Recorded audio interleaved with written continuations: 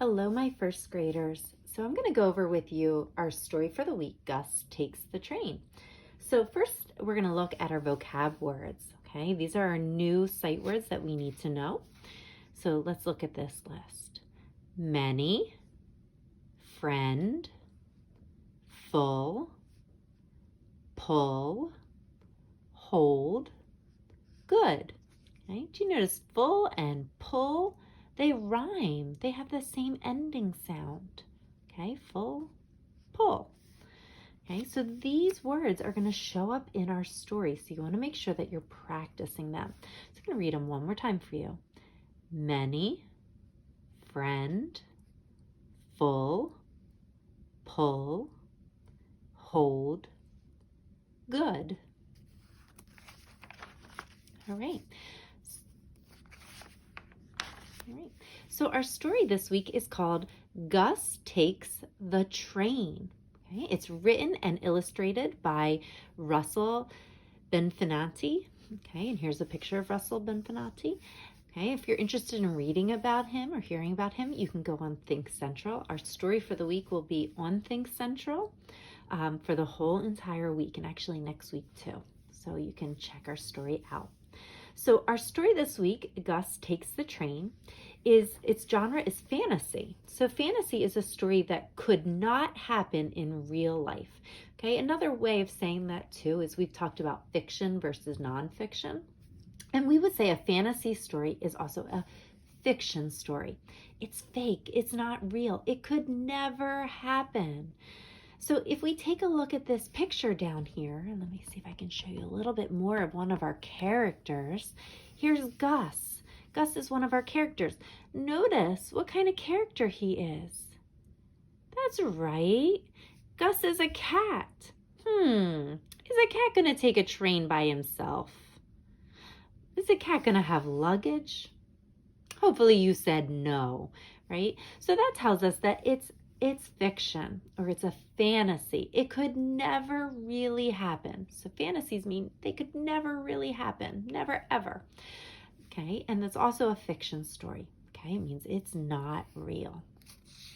So we're going to look at our story, and as we're reading, I want you to think as well, not only about the words that we're reading, but I want you to think about the characters in the story. Okay, and the events that happen. So our story is going to have a character, it's going to have a setting. Remember, setting is where the story takes place. And then we're going to see the different events that happen in our story. And when we're finished, we're going to talk about them. Gus has to run to get the train. He has a big bag to pull. Run, Gus, run!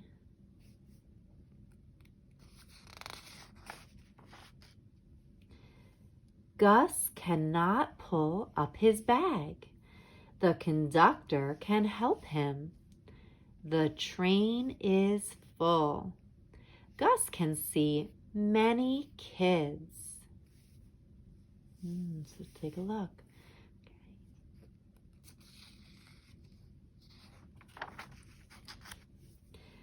Gus sat.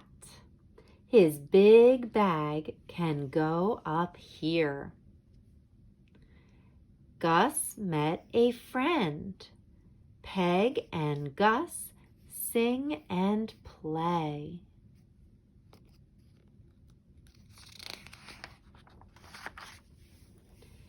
Peg can hold the cups for Gus. They are too full. Peg and Gus have a sip. It is good.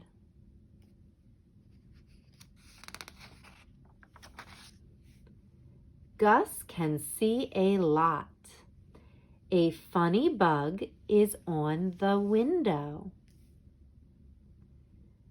We are here.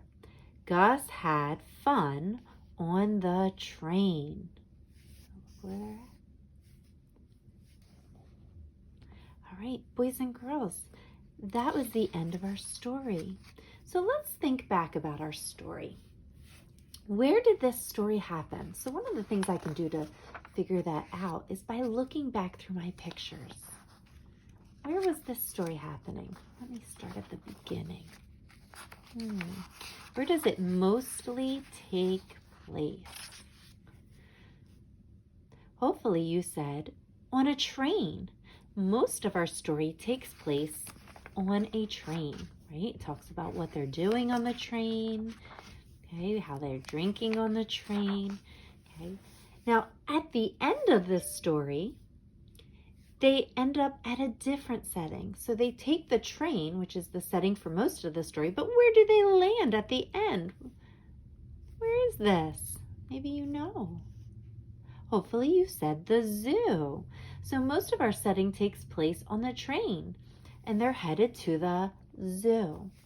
So now let's think about who are the characters in our story. So remember, characters are the people or the animals that have a part in our story. Sometimes they talk, but they show up on a lot of our pages. I bet this picture right here can help us. Who's in our story? Who's this character? What's his name? Do you remember? Gus. Gus is a character in our story, right? He is who the story is mostly about. So we would even call him the main character, okay? Who the story is mostly about. Who is this character right here? Peg. That character is Peg. And if we forget, we can go back to where we see her and look for her name. There's her name right there, Peg. Who's the other character that's in our story? Do you remember what we call him? We call him the conductor. Okay, he's the person who works on the train, the conductor. A lot of times he might be the person who drives the train. So this is our conductor. Now, when we're thinking about our story, just like we did for setting, we can always go back in our story. We see our names in our story, like Gus, right, the cat, and we have Peg, the girl. And that helps us to be reminded of who is in our story.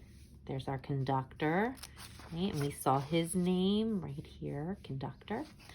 Okay.